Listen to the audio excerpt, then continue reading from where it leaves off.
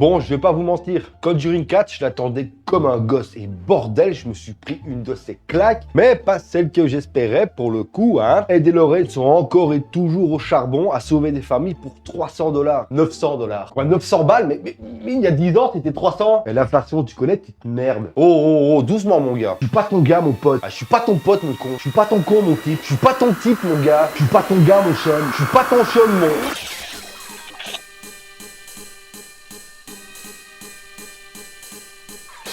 Bon, Conjuring, l'heure du jugement, le film où les Warren sont censés nous faire flipper une dernière fois. Mais à la place, on a le droit à une histoire de miroir, d'amour et de famille. Certains ont aimé, d'autres beaucoup moins. Et pour ma part, je reste assez mitigé. Conjuring a troqué les crucifix contre des bons sentiments. Et bordel, ça fait chier.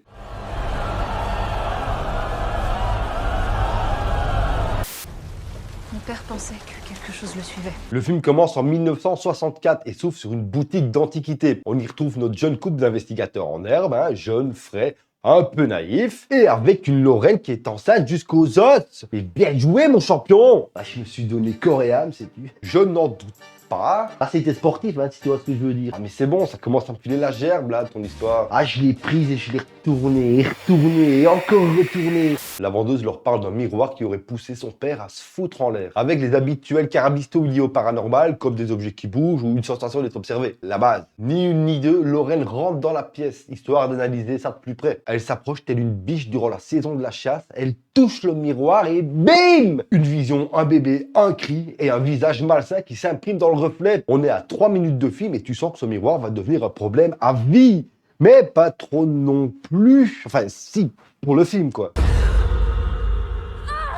Elle touche un miroir, elle perd les autres, celle-ci. Preuve que ce démon est ultra puissant. Ça fait peur. Ed, boosté par l'adrénaline, la conduit à l'hôpital en panique. Accroche-toi, bibiche. La tension est à son comble. Et comme si c'était pas assez, une coupure de courant vient faciliter l'accouchement.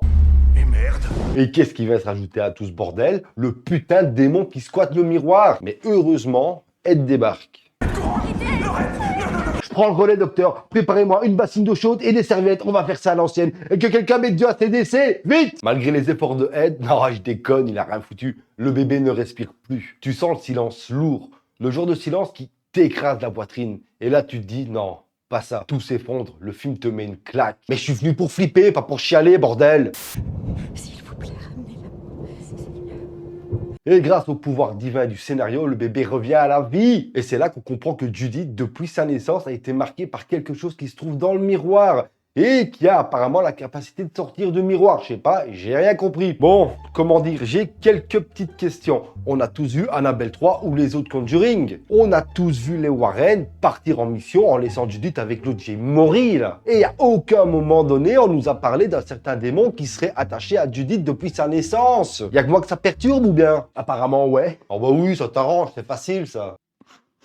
Et on finit cette intro avec des moments de vie familiale pas piqués des hannetons, hein, et une petite chansonnette que Lorraine apprend à Judith. Lucie Gressac a perdu son petit sac. Et qui va peut-être servir plus tard à faire fuir éventuellement un démon. Karine, descends de cette chaise. N'oublie pas la caméra.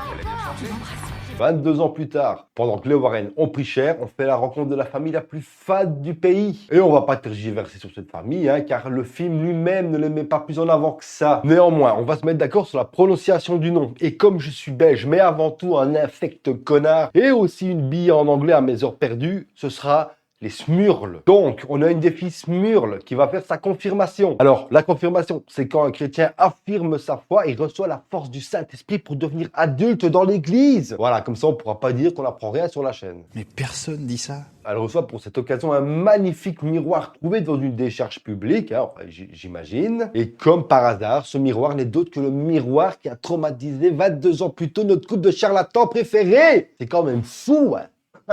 Et je ne vous cache pas qu'il va se passer 2-3 petites bricoles chez les Smurls, hein, comme de la lévitation pour le père, par exemple. J'exige que tu me reposes aussitôt après l'amour. Et l'autre qui vomit ses cornflakes en déjeunant de bon matin. Ça m'a coupé l'appétit. Moi aussi. J'ai retrouvé l'appétit. Mais il y a quand même une action que les filles ont faite et que je tiens à saluer, c'est d'avoir choisi de se débarrasser du miroir en le balançant à la benne. Inès, qu'est-ce que c'est lourd. Bon, ça ne servira strictement à rien, mais elles l'ont fait. Je te le dis comme ça, on pourra pas dire que je suis de mauvaise foi. Mais personne regarde tes vidéos, mec. Ça fait mal ce que tu dis.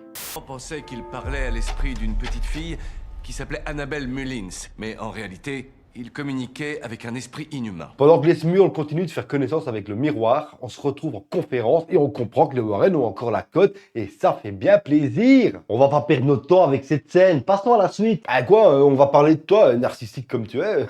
Tu vas kiffer. On va pas perdre notre temps avec une conférence, ça va bien maintenant. Si on rallumait les lumières. Ah, je comprends mieux, mais vous bidez un max en fait. Mais c'est pour ça l'inflation. Mais pas du tout, on a fait ça un mardi aussi. Oh, le regard. Ils sont venus pour troller aussi.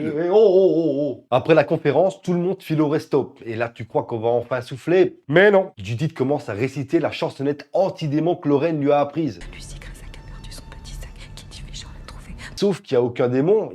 Rien, c'est le vide. Enfin non, je te mitonne, il y a une main sur Judith. Comme pour nous préparer à une future possession démoniaque, tu vois. Et on apprend une info importante. J'aurais aimé prendre les lasagnes. J'aurais dû prendre une lasagne, elles avaient l'air délicieuses. Quoi, mais non, espèce de demeuré, on apprend que t'es devenu cardiaque, pas que t'as raté le plat du jour. Ah, bien vu sur le coup. Putain, malade. On revient chez les Smurls et accroche-toi mon con, parce que pour une fois, il va enfin se passer un truc qui ressemble à un film d'horreur. La mère en bonne ménagère. Ah, je sens que cette phrase va énerver plus d'une féministe 2.0, je le sens. Et tu vas la changer? Ah, impossible de changer maintenant, je suis en train de tourner. Bon, je disais, la mère en bonne ménagère descend à la cave pour lancer sa machine. Voilà, vache, c'est la machine à laver qui fait un bruit de bétonneuse comme ça. Je te jure que si elle commence à me parler en latin, je me tire. On continue dans les carabistouilles et qu'est-ce qu'on nous propose ensuite? Le démon tire le fil du téléphone, d'accord? Bon oui, c'est un classique, simple, efficace. Et pendant que maman galère, c'est à la petite de se faire trauma. Il en faut pour tout le monde. La petite Smurl rentre dans la chambre et là tout de suite, tu sens que l'ambiance n'est pas normale. La poupée est posée devant le miroir alors que la mère l'avait posée dans le couloir 10 minutes plus tôt. La poupée se met à bouger et à léviter toute seule. En vrai, tout ce qui touche à l'enfance, moi ça me touche, donc personnellement, cette scène a fonctionné sur moi. Mais c'est pas fini! On voit le démon tenir la poupée et bordel, elle est dégueulasse! Attends une minute.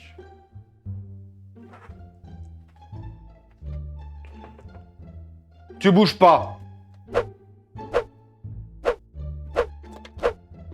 Ah ah! Allez, rentre dedans, hein! Putain! Bon. On est d'accord que c'est juste une poupée, hein? Hein? Enlève ça, t'as l'air ridicule!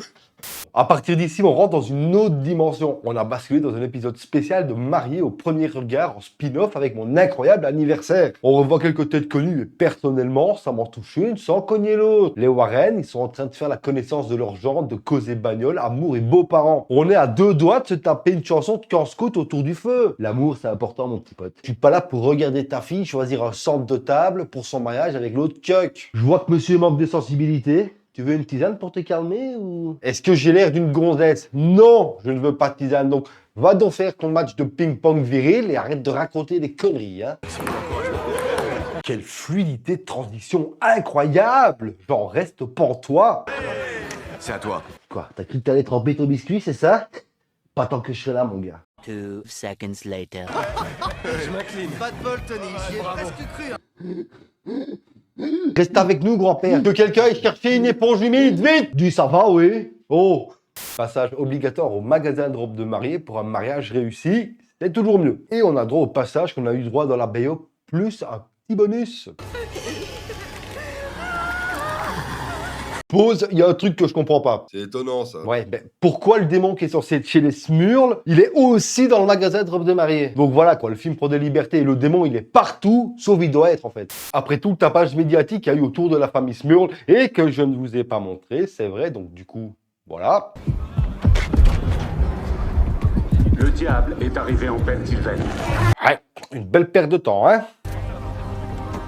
Et ça, comment regarde? Le père Gordon se pointe chez les Smurls, l'air super sérieux. Tu sens qu'il va faire le job, quoi. Il est pas là pour rigoler. Au nom du Père, du Fils et du Saint-Esprit. Il y a quelque chose ici. Mais très vite, ça part en vrille et il se barre direct. Il pense voir Monseigneur McKenna totalement en panique. Je sais pas qui c'est. Enfin, si, je me doute que c'est un vieux qui fait des prières, quoi. Et là, le prêtre se bouffe une attaque façon Senseiya en pleine gueule. Il se fait posséder par le démon qui fait ce qu'il veut dans ce film, hein, je le rappelle au passage, et finit pendu au bout d'une corde. Et tout ça sans avoir pu parler à Monseigneur. C'était à ça. À ça.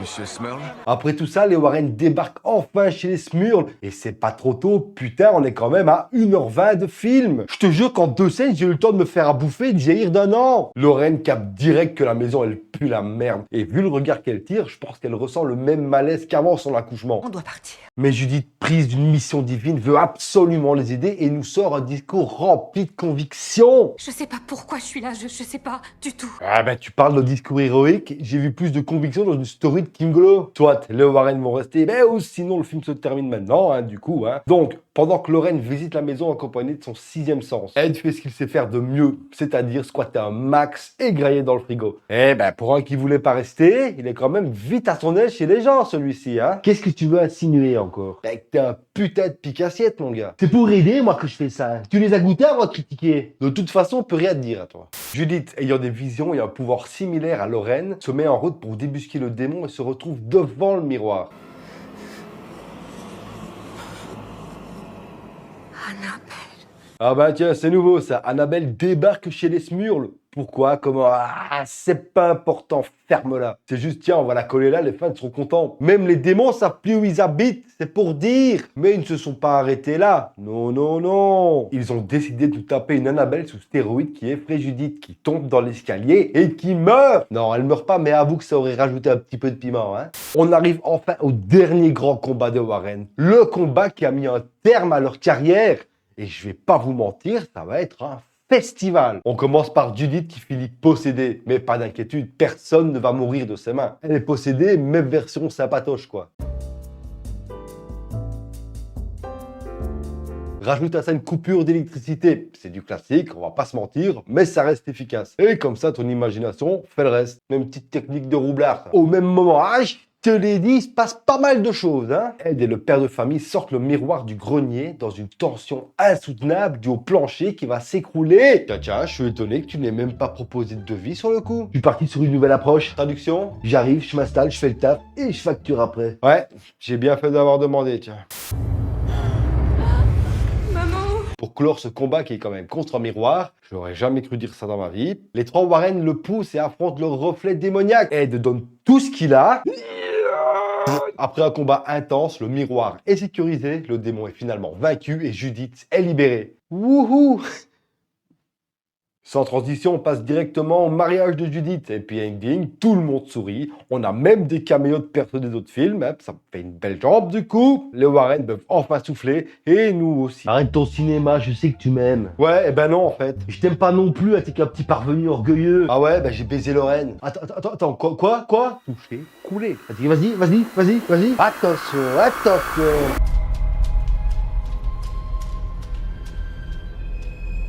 Le film veut parler d'amour, de liens familiaux, mais il oublie qu'on est venu pour un Conjuring, bordel! Pas pour les frères Scott! Au final, c'est pas un mauvais film, c'est juste un film qui a oublié pourquoi on frissonnait dans les premiers, comme la peur, la tension, les enquêtes super glauques. Et au final, c'est devenu une franchise, pas une hantise.